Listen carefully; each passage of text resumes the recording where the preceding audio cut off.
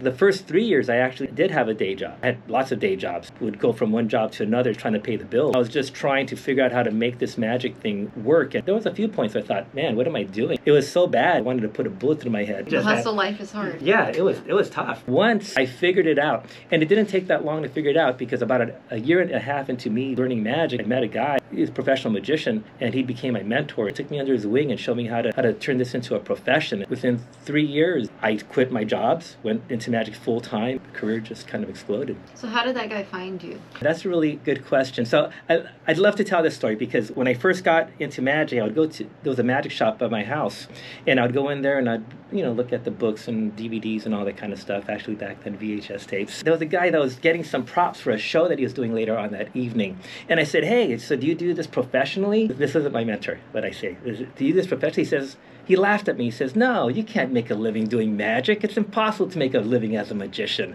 And when he said that, man, my heart just sank into my stomach. I'm thinking to myself, Lou, what is wrong with you? You went from a career that you love, music, to another career that you're loving, magic, and you can't make a living with this. This is freaking awful. A few months go by, and I'm at a different magic shop. I was looking at some stuff. Another magician there was getting some props for a gig that he had, and I said, "So, do you do this part-time?" He says, "No.